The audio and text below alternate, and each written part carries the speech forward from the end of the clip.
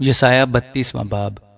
دیکھ، ایک بادشاہ صداقت سے سلطنت کرے گا اور شہزادے عدالت سے حکمرانی کریں گے، اور ایک شخص آندھی سے پناہ گاہ کی مانند ہوگا اور طوفان سے چھپنے کی جگہ، اور خشک زمین میں پانی کی ندیوں کی مانند، اور ماندگی کی زمین میں بڑی چٹان کے سائے کی مانند ہوگا۔ اس وقت دیکھنے والوں کی آنکھیں دھندلی نہ ہوں گی اور سننے والوں کے کان شنوا ہوں گے۔ جلد باز کا دل عرفان حاصل کرے گا اور لکنتی کی زبان صاف بولنے میں مستعد ہوگی۔ تب احمق با مروت نہ کہلائے گا اور بخیل کو کوئی سخی نہ کہے گا، کیونکہ احمق حماقت کی باتیں کرے گا اور اس کا دل بدی کا منصوبہ باندھے گا کہ بے دینی کرے اور خدا کے خلاف دروغ گوئی کرے، اور بھوکے کے پیٹ کو خالی کرے اور پیاسے کو پانی سے محروم رکھے۔ اور بخیل کے ہتھیار زبون ہیں، وہ برے منصوبے باندھا کرتا ہے تاکہ جھوٹی باتوں سے مسکین کو اور محتاج کو، جبکہ وہ حق بیان کرتا ہو، ہلاک کرے۔ لیکن صاحب مروت سخاوت کی باتیں سوچتا ہے، اور وہ سخاوت کے کاموں میں ثابت قدم رہے گا۔ اے عورتوں، تم جو آرام میں ہو، اٹھو، میری آواز سنو۔ اے بے پردہ بیٹیوں، میری باتوں پر کان لگاؤ۔ اے بے پرواہ عورتوں، سال سے کچھ زیادہ عرصہ میں تم بے آرام ہو جاؤ گی، کیونکہ انگور کی فصل جاتی رہے گی، پھل جمع کرنے کی نوبت نہ آئے گی۔ اے عورتوں، تم جو آرام میں ہو، تھر تھراؤ۔ اے بے پرواہ مضطرب ہو، کپڑے اتار کر برہنہ ہو جاؤ، کمر پر ٹاٹ باندھو۔ وہ دل پذیر کھیتوں اور میوہ دار تاکوں کے لیے چھاتی پیٹیں گے۔ میرے لوگوں کی سرزمین میں کانٹے اور جھاڑیاں ہوں گی، بلکہ خوش وقت شہر کے تمام شادمان گھروں میں بھی، کیونکہ قصر خالی ہو جائے گا اور آباد شہر ترک کیا جائے گا۔ اوفل اور دید بانی کا برج ہمیشہ تک ماند بن کر گورخروں کی آرام گاہیں اور گلوں کی چراگاہیں ہوں گے۔ طافتی کے عالم بالا سے ہم پر روح نازل نہ ہو، اور بیابان شاداب میدان نہ بنے، اور شاداب میدان جنگل نہ گنا جائے۔ تب بیابان میں عدل بسے گا اور صداقت شادمان میدان میں رہا کرے گی، اور صداقت کا انجام صلح ہوگا، اور صداقت کا پھل ابدی آرام و اطمینان ہوگا۔ اور میرے لوگ سلامتی کے مکانوں میں اور بے خطر گھروں میں اور آسودگی اور آسائش کے کاشانوں میں رہیں گے۔ لیکن جنگل کی بربادی کے وقت اولے پڑیں گے اور شہر بالکل پست ہو جائے گا۔ تم خوش نصیب ہو جو سب ندیوں کے آس پاس بوتے ہو اور بیلوں اور گدھوں کو ادھر لے جاتے ہو۔ آمین۔ یسایہ 33واں باب۔ تجھ پر افسوس کہ تو غارت کرتا ہے اور غارت نہ کیا گیا تھا۔ تو دغا بازی کرتا ہے اور کسی نے تجھ سے دغا بازی نہ کی تھی۔ جب تو غارت کر چکے گا تو غارت کیا جائے گا، اور جب تو دغا بازی کر چکے گا تو اور لوگ تجھ سے دغا بازی کریں گے۔ اے خداوند، ہم پر رحم کر، کیونکہ ہم تیرے منتظر ہیں۔ تو ہر صبح ان کا بازو ہو اور مصیبت کے وقت ہماری نجات۔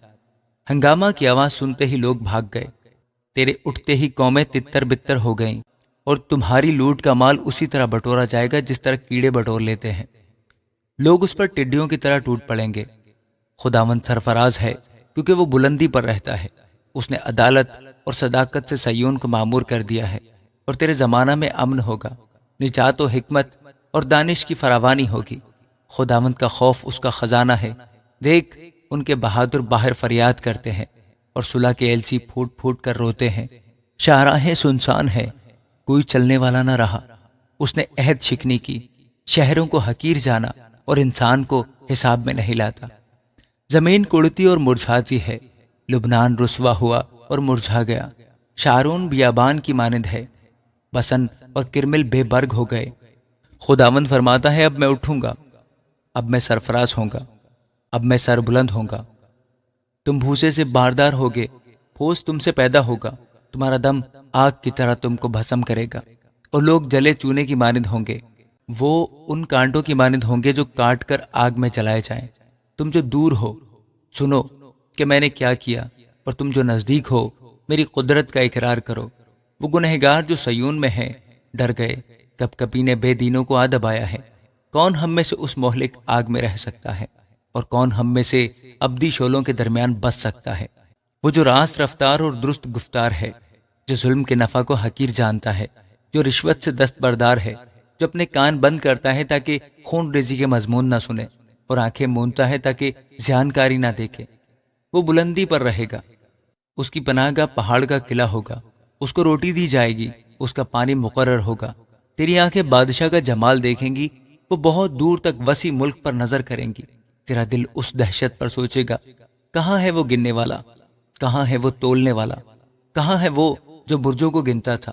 تو پھر ان تندخو لوگوں کو نہ دیکھے گا جن کی بولی تو سمجھ نہیں سکتا، جن کی زبان بیگانہ ہے جو تیری سمجھ میں نہیں آتی۔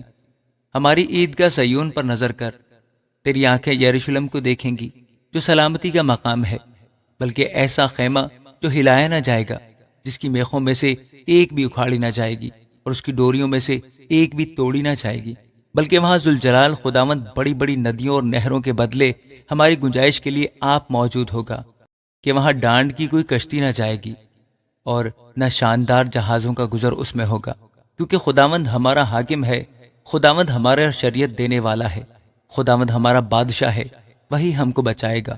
تیری رسیاں ڈھیلی ہیں، لوگ مستول کی چول کو مضبوط نہ کر سکے، وہ بادبان نہ پھیلا سکے، سو لوٹ کا وافر مال تقسیم کیا گیا، لنگڑے بھی غنیمت پر قابض ہو گئے، وہاں کے باشندوں میں بھی کوئی نہ کہے گا، اور ان کے گناہ بخشے جائیں گے۔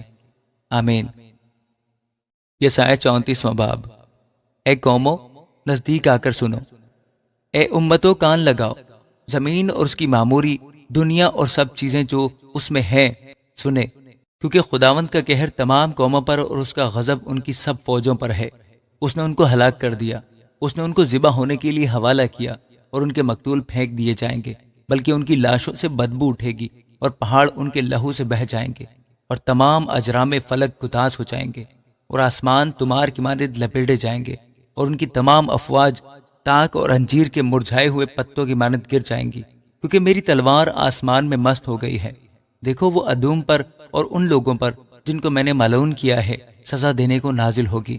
خداوند کی تلوار خون آلودہ ہے، وہ چربی اور بروں اور بکروں کے لہو سے اور مینڈوں کے گردوں کی چربی سے چکنا گئی، کیونکہ خداوند کے لیے بسرا میں ایک قربانی اور ادوم کے ملک میں بڑی خون ریزی ہے، اور ان کے ساتھ جنگلی سانڈ اور بچھڑے اور بیل ذبح ہوں گے، اور ان کا ملک خون سے سیراب ہو جائے گا، اور ان کی گرد چربی سے چکنا جائے گی، کیونکہ یہ خداوند کا انتقام لینے کا دن اور بدلہ لینے کا سال ہے، جس میں وہ صیون کا انصاف کرے گا، اور اس کی ندیاں رال ہو جائیں گی، اور اس کی خاک گندک اور اس کی زمین جلتی ہوئی رال ہوگی، جو شب و روز کبھی نہ بجھے گی، اس سے ابد تک دھواں اٹھتا رہے گا، نسل در نسل وہ اجاڑ رہے گی، عبدالآباد تک کوئی ادھر سے نہ گزرے گا، لیکن حواسل اور خار پشت اس کے مالک ہوں گے، الو اور کوے اس میں بسیں گے، اور اس پر ویرانی کا سود پڑے گا، اور سنسانی کا سہول ڈالا جائے گا۔ اس کے اشراف میں سے کوئی نہ ہوگا جسے وہ بلائیں کہ حکمرانی کرے، اور اس کے سب سردار ناچیز ہوں گے، اور اس کے قصروں میں کانٹے اور اس کے قلعوں میں بچھو بوٹی اور اونٹ کٹارے اگیں گے، اور وہ گیدڑوں کی مانند شتر مرغوں کے رہنے کا مقام ہوگا، اور دشتی درندے بھیڑیوں سے ملاقات کریں گے، اور چھگمانس اپنے ساتھی کو پکارے گا۔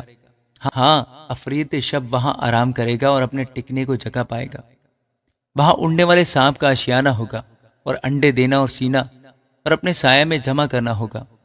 وہاں گدھ جمع ہوں گے، اور ہر ایک کے ساتھ اس کی مادہ ہوگی۔ تم خداوند کی کتاب میں ڈھونڈو اور پڑھو، ان میں سے ایک بھی کم نہ ہوگا اور کوئی بے جفت نہ ہوگا، کیونکہ میرے منہ نے یہی حکم کیا ہے، اور اس کی روح نے ان کو جمع کیا ہے، اور اس نے ان کے لیے کرا ڈالا، اور اس کے ہاتھ نے ان کے لیے اس کو جریب سے تقسیم کیا، سو وہ ابد تک اس کے مالک ہوں گے، اور پشت در پشت اس میں بسیں گے۔ آمین۔